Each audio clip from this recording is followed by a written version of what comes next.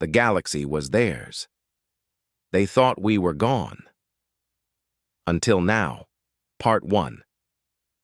Ashes and echoes Commander Elena Vasquez floated in the observation bay of the mining ship Silent Prayer, watching the distant stars through reinforced glass. 50 years had passed since the Great War ended, and still she remembered the screams coming through the radio as Earth burned. The aliens had been thorough. Every colony, every space station, every human settlement turned to ash and radioactive dust. The hegemony called it a cleansing. 12 alien species working together to remove the human plague from the galaxy. They succeeded, or so they thought. Elena pressed her hand against the cold metal wall. Around her, the asteroid mining facility hummed with quiet activity. 3,000 humans lived inside this hollowed-out rock, breathing recycled air and drinking water filtered from ice deposits. It was not much, but it was home. More importantly, it was hidden. "Commander, we have movement on the long-range sensors," said Lieutenant Torres from behind her. The young woman had been born here in the asteroids 20 years after the war. She had never seen Earth, never walked under a real sky. But she carried the same fire in her eyes that Elena remembered from the old days. Elena turned away from the window. "What kind of movement?"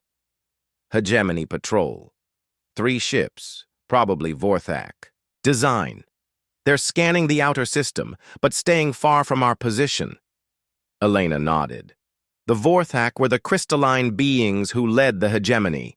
They were smart, patient, and deadly. Even 50 years later, they still sent patrols through the dead systems where humans once lived, making sure nothing survived. Standard protocol. Full silence, minimal power.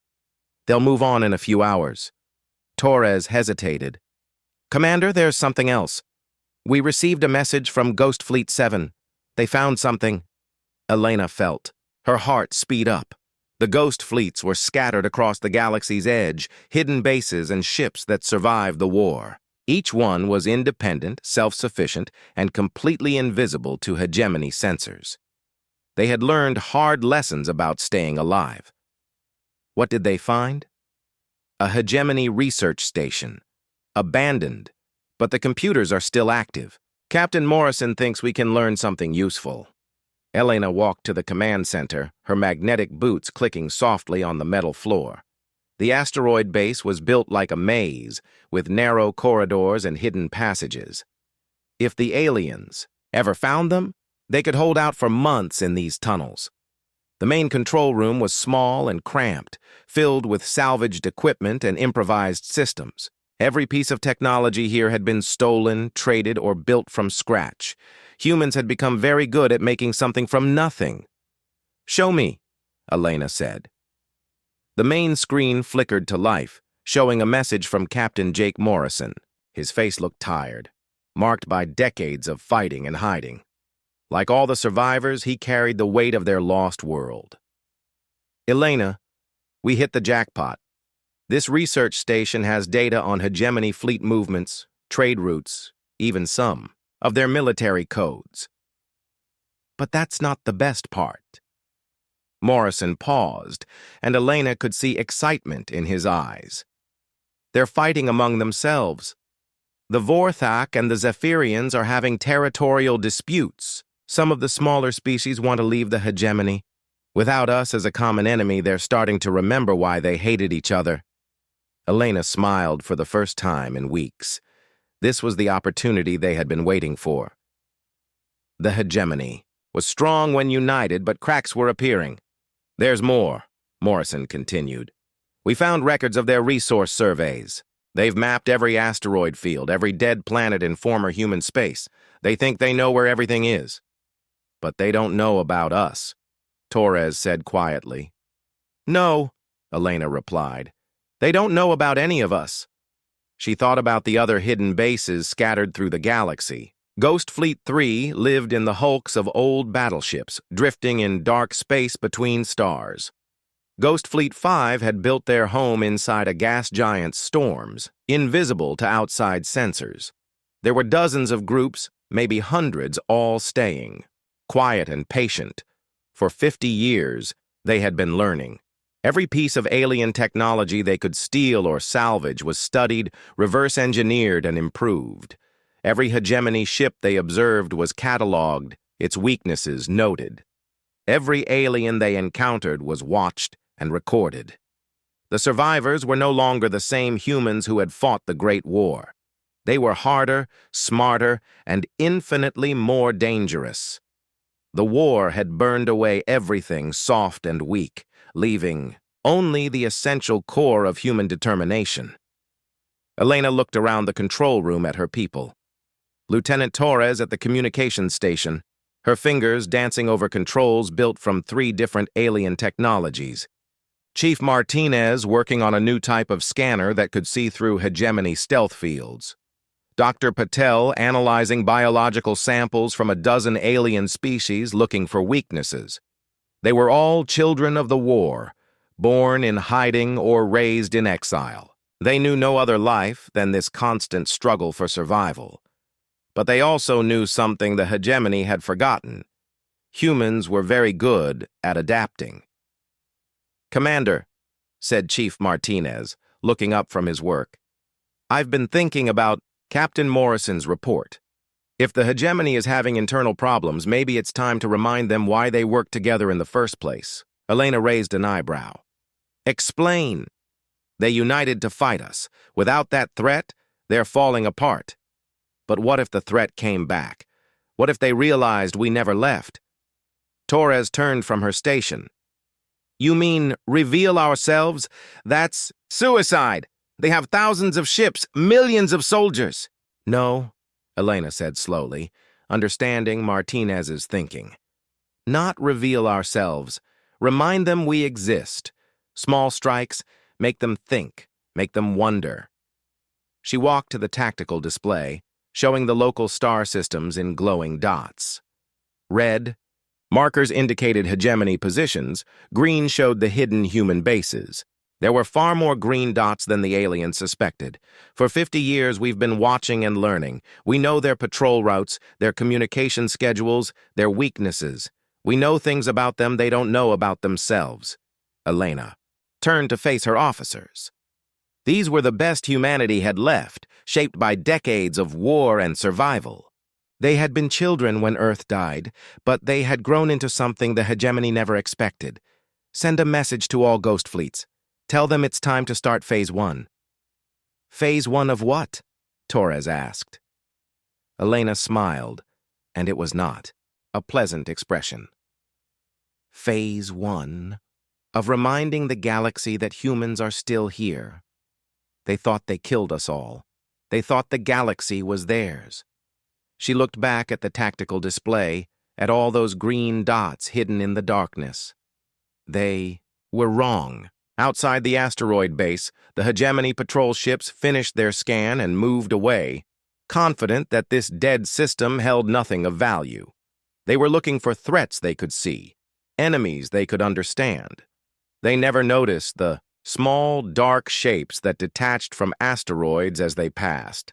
Ships that barely registered on sensors, crewed by humans who had learned to move like ghosts through space. The galaxy belonged to the hegemony, or so they believed.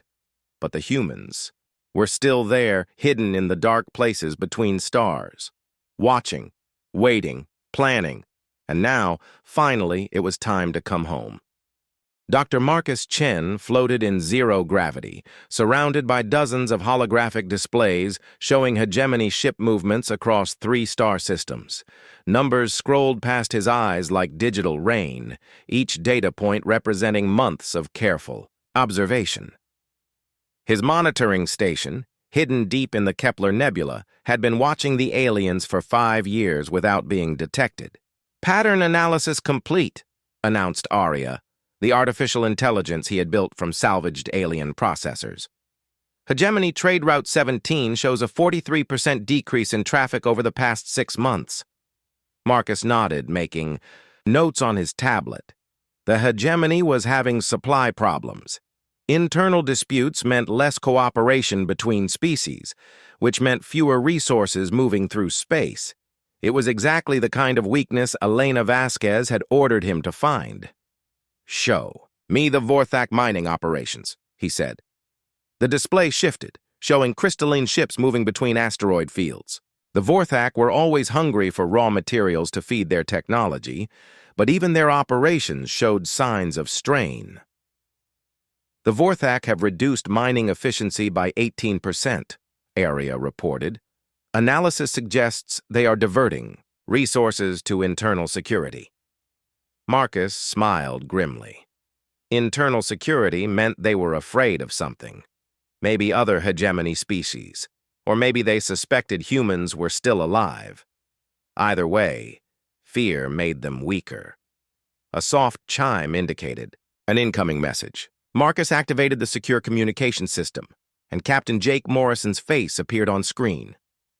"Marcus, I'm sending you something interesting. My people found an abandoned human research station in the Ross system. The aliens have been studying it." "Studying what exactly?"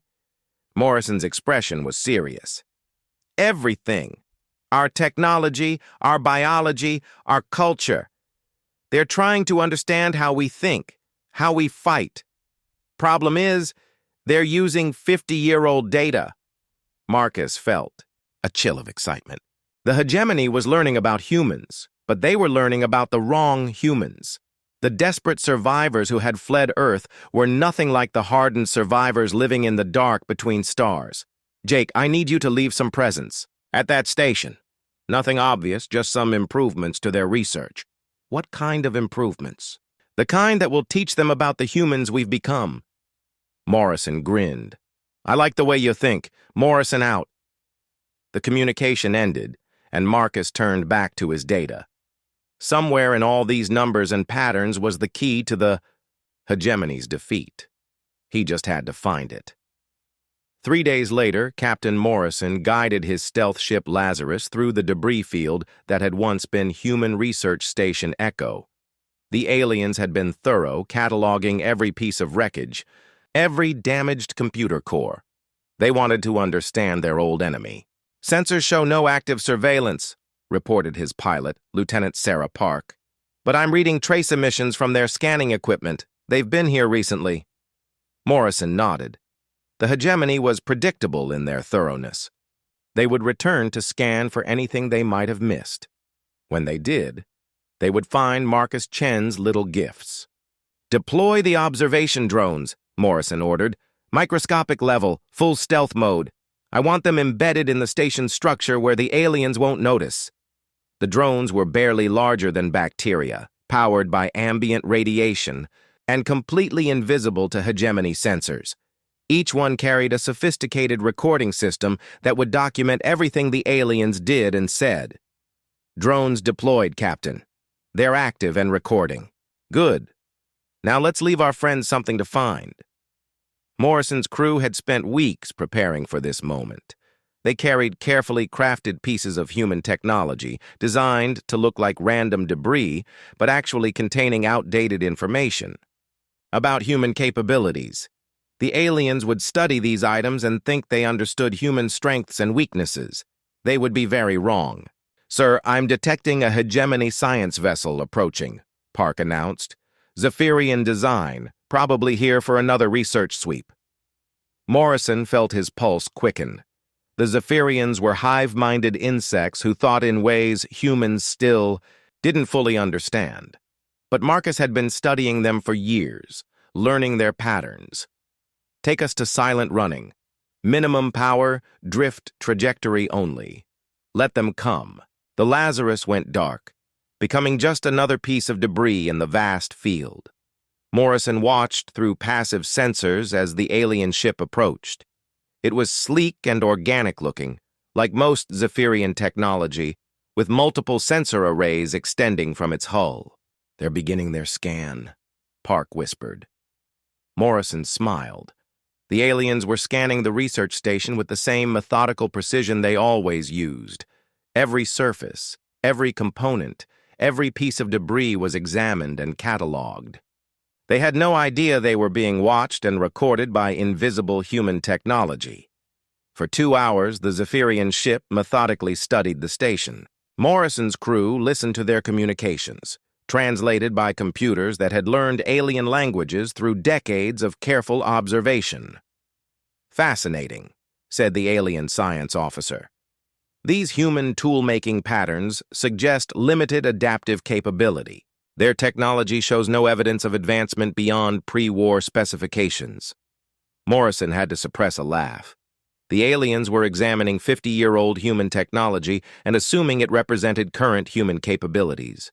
They had no idea that human survivors had spent decades studying and improving alien designs. "Sir," Park whispered urgently, "the Zephyrians are finding our planted evidence." On screen, Morrison watched alien robots carefully collecting the fake human technology his crew had left behind. Each piece was designed to reinforce the hegemony's belief that humans were extinct, or at best, barely surviving with old equipment. The real truth was very different. Hidden in asteroids and dark space, human engineers had created weapons and ships that the hegemony couldn't imagine. They had learned to think like their enemies, to anticipate their moves, to strike from directions the aliens would never expect.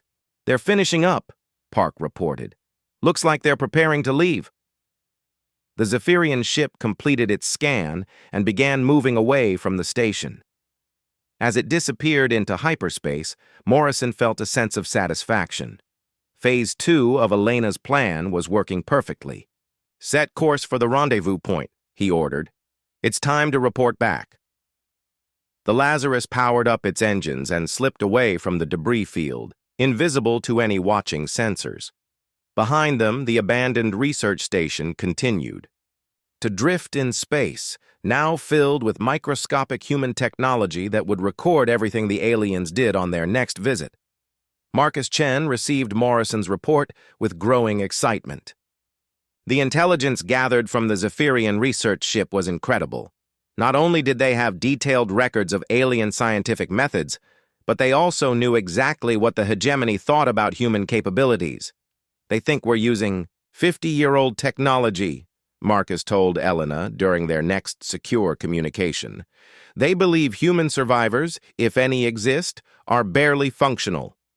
Elena's image flickered on the screen, transmitted across vast distances through hidden relay stations. "Good. Let them keep thinking that. How long until we're ready for Phase 3? Marcus consulted his data. "All Ghost fleets report ready. We have targets selected across 40 star systems. The aliens won't know what hit them. And they won't. Be able to trace the attacks back to us? Impossible. We've learned their investigation methods. Every strike will look like an accident or internal sabotage. They'll suspect each other before they suspect us." Elena nodded grimly. "Then it's time. Send the authorization codes to all fleet commanders. Operation Ghost Strike begins in 72 hours. The communication ended, and Marcus felt a mixture of excitement and fear. After 50 years of hiding, humanity was about to announce its return to the galaxy. The hegemony had grown comfortable in their victory, secure in the belief that humans were extinct. They were about to learn how wrong they were. In hidden bases throughout the galaxy, human survivors received their orders and began final preparations. Ships that had remained in shadow for decades powered up their weapons. Crews that had spent their entire lives training for this moment checked and rechecked their equipment. The galaxy belonged to the hegemony, or so they thought. But in the darkness between stars, humanity was stirring. 50 years of careful planning and patient observation were about to pay off. The aliens had made one critical mistake. They assumed their enemy was dead. But humans were very hard to kill and even harder to keep down. Soon, the hegemony would remember why they had been so afraid of humanity in the first place. General Sarah Torres stood in the command center of Ghost Base Alpha, watching countdown timers from 40 different human strike teams scattered across the galaxy. Each timer showed the same numbers, counting down to the moment humanity would announce its return. 73 hours had passed since Elena Vasquez gave the authorization. Now, with 18 minutes remaining, Torres felt the weight of 50 years pressing down on her shoulders. "Ghost 7 reports ready," announced Communications Officer Davis. "All systems green, target acquired." "Ghost 15 confirms position," came another report. "Vorthak mining facility is completely unaware of our presence." Torres nodded, watching. The tactical display that showed hegemony positions throughout known space. Each red dot represented an alien facility that would suffer an accident in the next few minutes. Power plant explosions, reactor failures, mining equipment malfunctions. All perfectly explainable, all completely devastating. "General," said Colonel Martinez, her second in command, "final weapons check shows all Ghost fleets armed and ready. No one will survive to report what really happened." That was the key to the entire operation.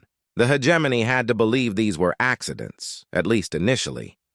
50 simultaneous attacks would look suspicious, but spread across 3 months, they would seem like unfortunate coincidences.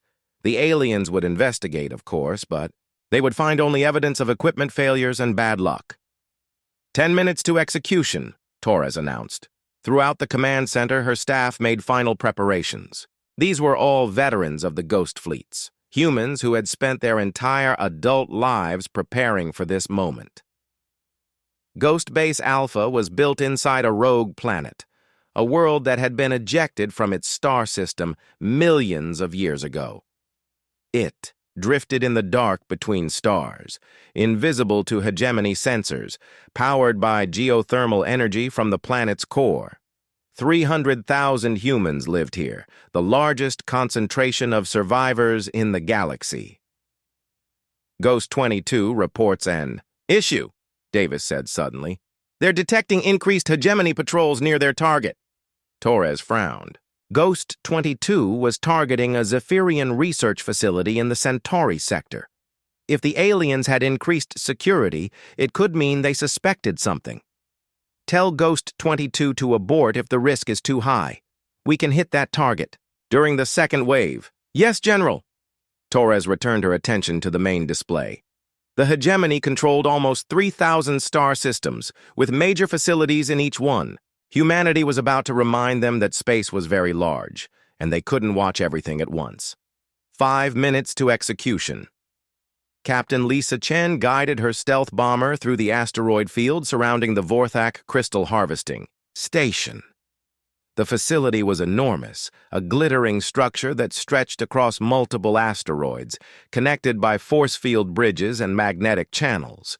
Hundreds of Vorthak workers moved between the mining sites, their crystalline bodies, reflecting the light from distant stars. "Target confirmed," reported her weapons officer. "Fusion charges are armed and ready."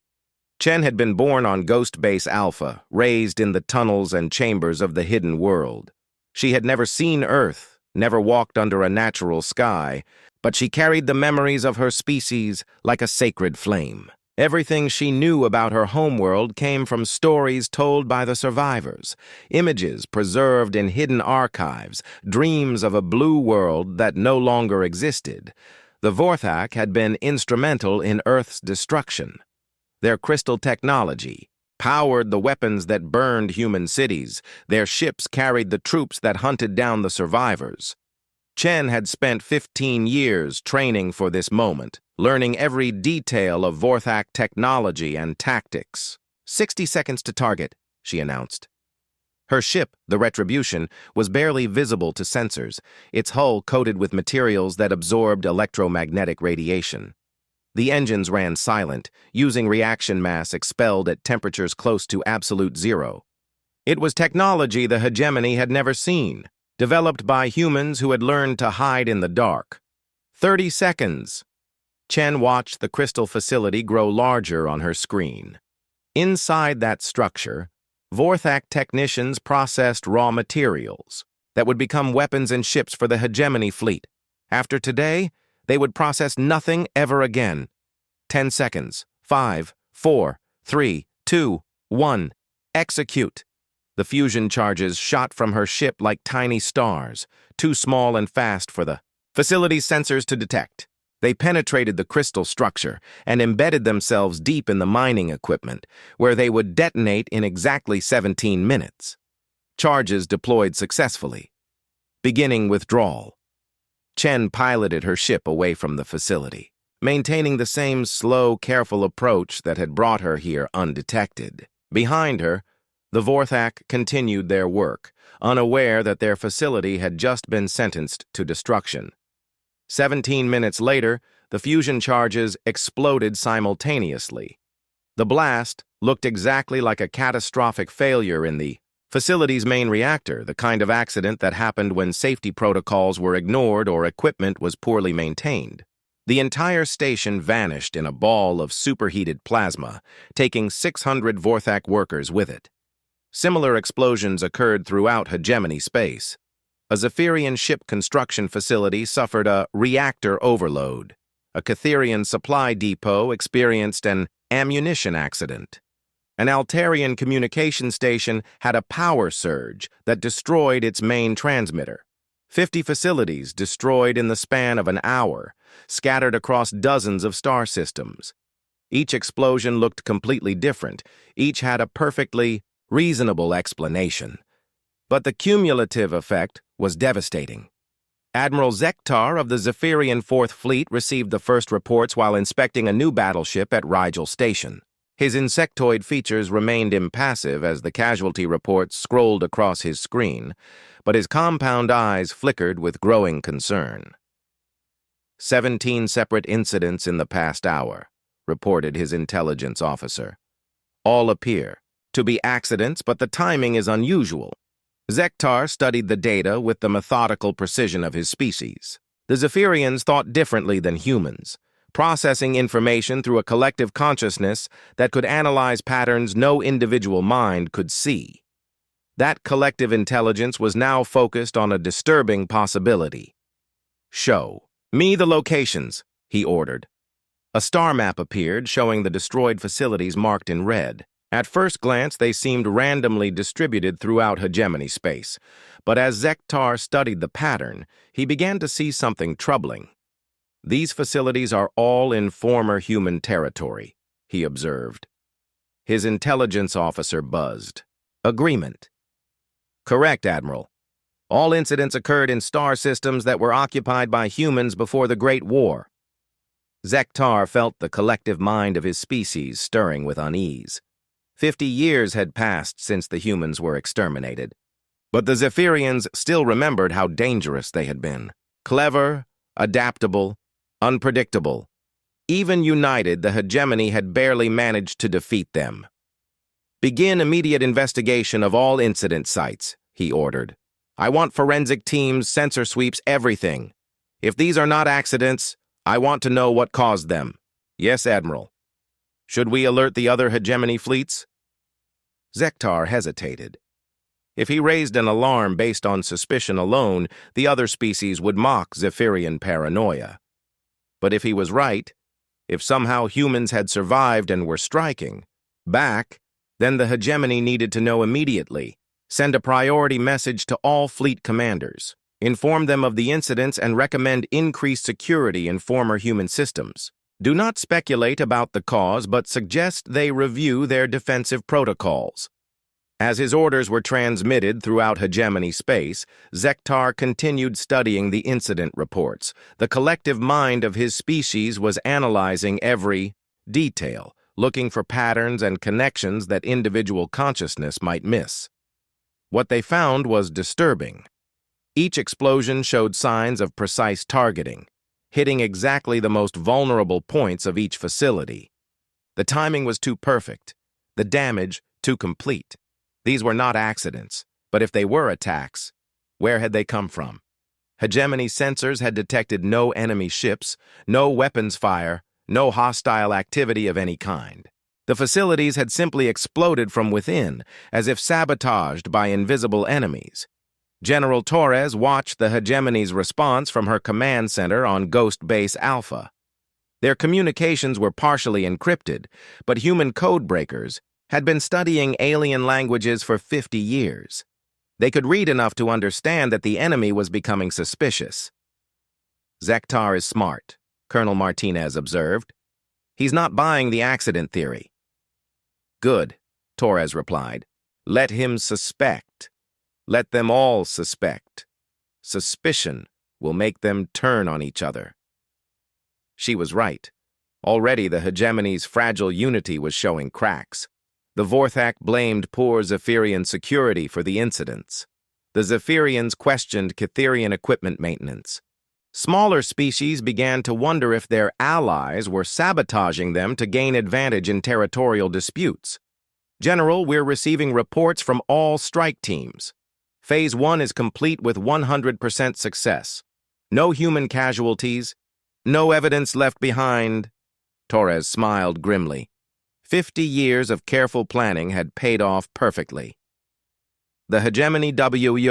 Admiral Kethmore of the Hegemony Combined Fleet stood before the tactical display in his flagship's command center, staring at the impossible data streaming across the screens. 3 months had passed since the first wave of accidents, and now his hunter-killer fleets were reporting contact with actual human ships, ships that shouldn't exist, crewed by a species that was supposed to be extinct. Report from Battle Group 7, announced his communications officer, a tall Altarian, with golden skin and multiple eyes. They engaged unknown vessels in the Arcturus sector. The enemy ships vanished before they could be destroyed. Vanished how? Kethmore demanded. His species, the Cytherians, were known for their logical minds and tactical brilliance. He had commanded hegemony fleets for 30 years, but he had never encountered an enemy like this. Unknown, Admiral. One moment they were there, the next they simply disappeared from all sensors. No hyperspace signatures, no energy traces. It's as if they never existed. Kethmore felt a chill run through his exoskeleton. He remembered the old war records, the reports of human ships that seemed to materialize from nowhere, strike without warning and disappear before retaliation was possible. The hegemony had called them ghost ships, and they had been one of the most dangerous aspects of human military doctrine. How many ships did we lose? 17 destroyers and 4 heavy cruisers. All hands lost. 21 ships destroyed by an enemy that couldn't be detected or tracked. Kethmore had brought 300 vessels to the Galactic Rim, expecting to corner a few human survivors hiding in dead systems. Instead, he was facing a nightmare that seemed to phase in and out of reality. Sir, we're receiving a transmission on all frequencies. It's coming from everywhere at once. Kethmore's primary eyes focused on the main screen as static gave way to a clear image. A human female in military uniform stood before what appeared to be a star field, her expression calm and coldly determined. Behind her, the silhouettes of massive ships moved through space like predators in the dark. My name is Fleet Admiral Elena Vasquez, commanding the combined human fleet. For 50 years, you have believed us extinct. You have divided our worlds among yourselves, built your colonies on the graves of our children, and called it victory. The human's voice was steady, but Kethmore could hear the fury burning beneath the surface. This was not the desperate plea of a defeated enemy. This was the declaration of someone who held all the cards. You were wrong. We never left. We have been here all along, watching you, learning from you, preparing for this moment. Every system you patrol, every trade route you travel, every military secret you think you keep safe, we know about it all. The image shifted, showing detailed schematics of hegemony ship designs, complete military organizational charts, and what appeared to be real-time surveillance footage from inside alien facilities. Information that should have been impossible for humans to obtain. We know your patrol schedules, your supply routes, your military codes. We know which of your species are growing tired of Vorthak leadership, which colonies are becoming rebellious, which admirals are planning to betray their allies. You have no secrets from us. Kethmore felt his confidence crumbling. If the humans really possessed this level of intelligence, then the hegemony was in serious trouble. But how had they managed such comprehensive infiltration? For 5 decades, you believed you were safe. You reduced your military spending, argued over territory, and grew soft in your victory. While you celebrated, we evolved. While you became complacent, we became deadly.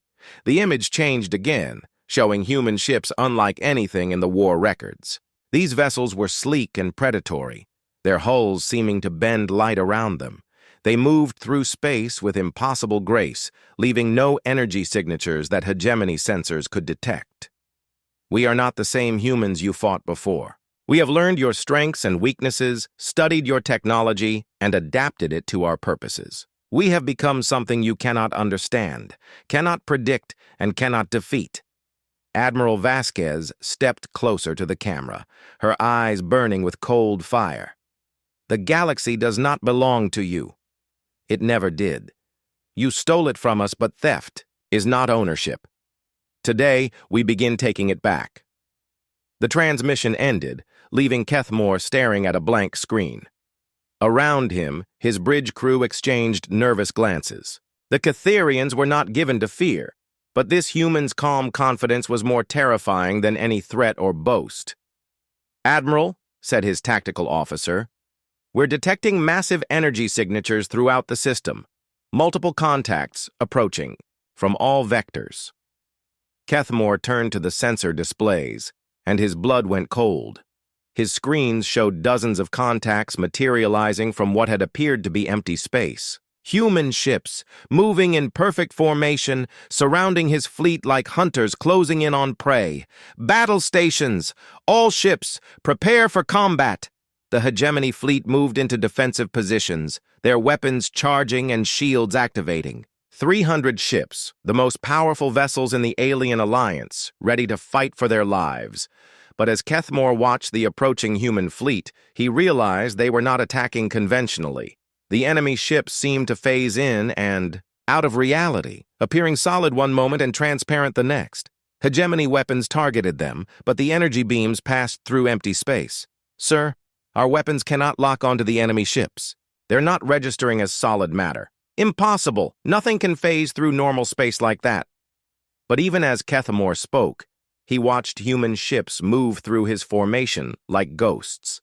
They appeared solid enough to launch weapons, but became insubstantial when attacked. It was a type of technology the hegemony had never encountered.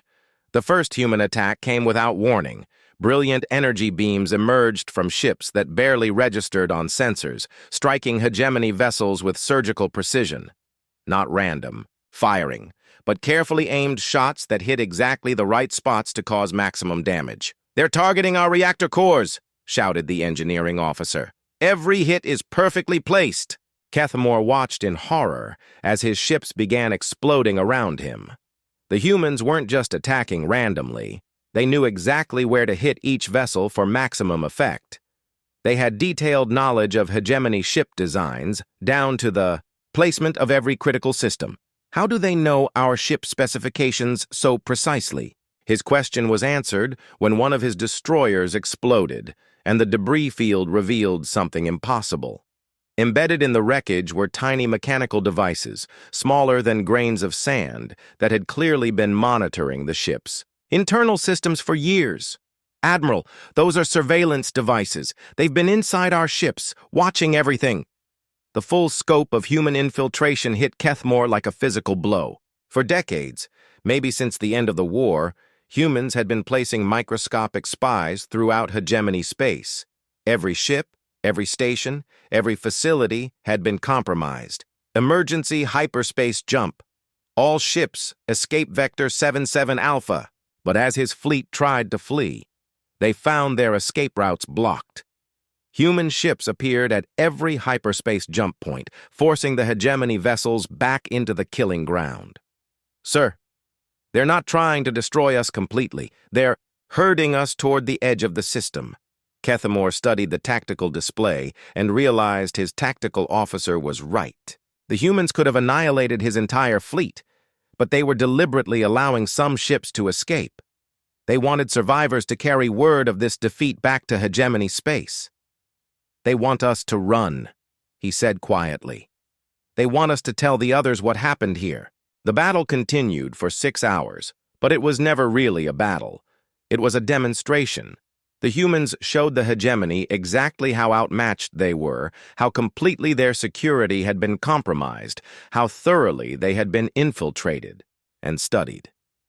When it was over, only 37 hegemony ships remained intact. The rest were debris drifting in space, their crews dead or captured. Admiral Kethmore's flagship was damaged but functional, kept alive specifically to carry the message back home. As the surviving ships limped away from the battlefield, Kethmore received one final transmission from the human fleet. "Tell your leaders. What you saw here today," said Admiral Vasquez. "Tell them we are coming. Tell them the galaxy remembers its children." The transmission cut off, and the human ships vanished as suddenly as they had appeared, leaving only wreckage and traumatized survivors. Kethmore sat in his command chair, staring at the empty space where hundreds of his ships had died. The human admiral was right about one thing. The hegemony had grown soft and complacent. They had forgotten that humans were the most dangerous species they had ever encountered. Now the humans were back, armed with 50 years of preparation and burning with the need for revenge. The hegemony had made the ultimate mistake. They had assumed their enemy was defeated when they were only driven into hiding. As his damaged fleet jumped to hyperspace carrying news of humanity's return, Kethmore couldn't shake the feeling that this was only the beginning. The humans had revealed themselves, but they had also revealed that they were no longer the species the hegemony remembered. They had become something far more dangerous. They had become patient. The galaxy was about to remember why it had taken 12 species working T. Fleet Admiral Elena Vasquez stood on the observation deck of the human dreadnought Phoenix Rising, watching the lights of 1,000 ships spread across the starfield before her. 6 months had passed since the battle at Vega Junction, and the hegemony was collapsing faster than anyone had expected. What had taken the aliens 50 years to build was falling apart in a matter of weeks.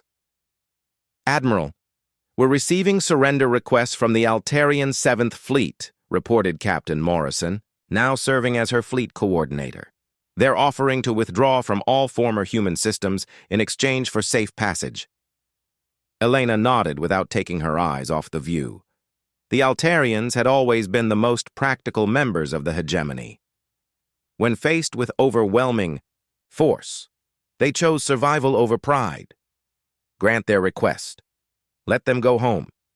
We're not interested in conquest. Yes, Admiral. Elena walked to the tactical display that showed the current state of the galaxy. Red zones marked areas still under hegemony control, blue showed systems that had declared independence, and green indicated regions now protected by human fleets. The map was a patchwork of colors, showing a galaxy in chaos. "Status report on Operation Crossroads," she requested. Colonel Santos, her intelligence chief, activated a series of displays showing critical hyperspace junctions throughout the galaxy. Each one was now under human control, effectively cutting the hegemony into isolated fragments.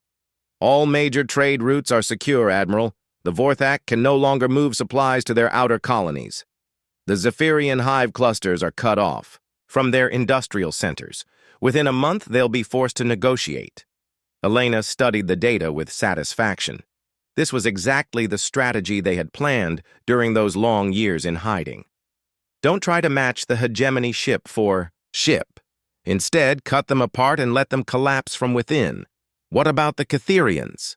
Admiral Kethmore is trying to organize a unified defense, but the other species don't trust him anymore. They blame him for losing 300 ships at Vega Junction. Elena almost smiled. The hegemony's greatest strength had always been their unity. Without that, they were just 12 different species with competing interests and old grudges. "Sir, incoming priority message from Ghost Base Alpha," announced the communications officer. "General Torres reports that Phase 4 is ready to begin." Elena felt a moment of hesitation. Phase 4 was the final stage of their plan, the one that would end the war permanently, but it was also the most dangerous, requiring her to reveal the full extent of human capabilities. Tell the general she has authorization to proceed. As her orders were transmitted across the galaxy, Elena thought about the path that had brought them here. 50 years of hiding, planning, and preparing.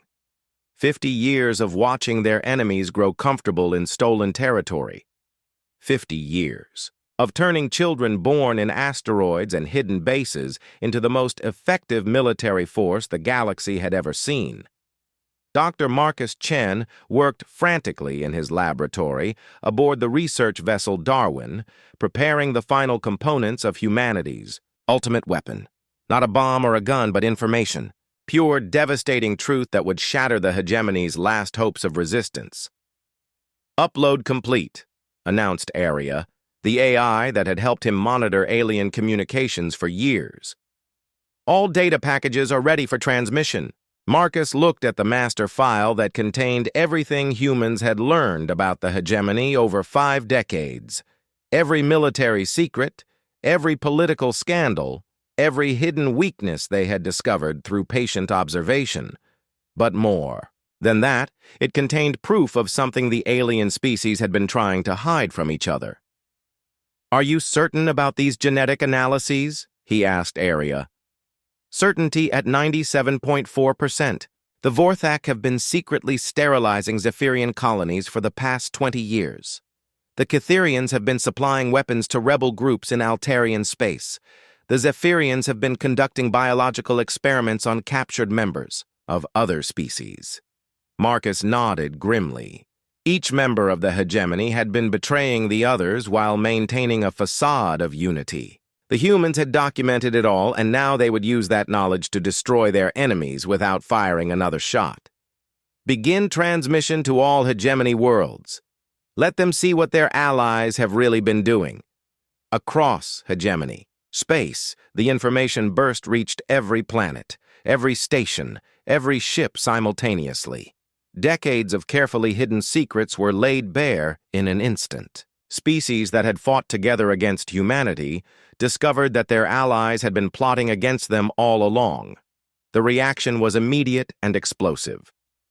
On the Vorthak homeworld, crystalline citizens watched in horror as genetic records proved their government had been systematically poisoning their former enemies. Vorthak colonies throughout the galaxy found themselves under attack by enraged Zephyrian swarms seeking revenge for decades of secret genocide. The Catherians discovered that their carefully planned territorial expansions had been known to the Zephyrians all along, who had been feeding information to resistance movements. Catherian trade convoys found themselves ambushed by rebels using weapons and tactics that were suspiciously familiar. Smaller hegemony species learned that they had been considered expendable by their larger allies, designated as buffer zones, in case humanity ever returned. The revelation sparked immediate revolts across dozens of worlds. "Admiral," reported Captain Morrison, "we're detecting massive fleet movements throughout hegemony space. It looks like they're turning on each other." Elena watched the tactical display as red markers representing hegemony forces began moving toward each other rather than toward human positions. The alliance that had united to destroy humanity was tearing itself apart from within. How long until they're completely fragmented? At this rate, maybe days. The Vorthak and Zephyrians are already in open warfare. The smaller species are declaring independence and requesting human protection. Elena felt a complex mixture of satisfaction and sadness. This was what they had worked toward for 50 years, but it meant the galaxy would be scarred by civil war. Still, it was better than allowing the hegemony to continue their oppressive rule. "Open a channel to all hegemony leaders," she ordered. The main screen flickered to life, showing the faces of alien admirals and politicians from across the galaxy. Some looked angry, others fearful, but all of them showed the strain of their collapsing alliance. "Leaders of the former hegemony," Elena began, her voice carrying across thousands of light years. You are seeing the result of 50 years of lies and betrayal. Your alliance was built on shared hatred of humanity, but without that common enemy, you have returned to your natural state of mutual distrust. She paused, letting that sink in. We could have destroyed you militarily. Our fleets could have burned every one of your worlds to ash, just as you did to Earth. But we chose a different path. We chose to let you destroy yourselves with the truth. Admiral Zektar of the Zephyrians spoke first, his compound eyes reflecting, the chaos consuming his territory. What do you want from us? Justice, Elena replied simply. 50 years ago, you committed genocide against the human species. You burned our worlds, killed our children, and scattered us into the dark. We want acknowledgement of those crimes.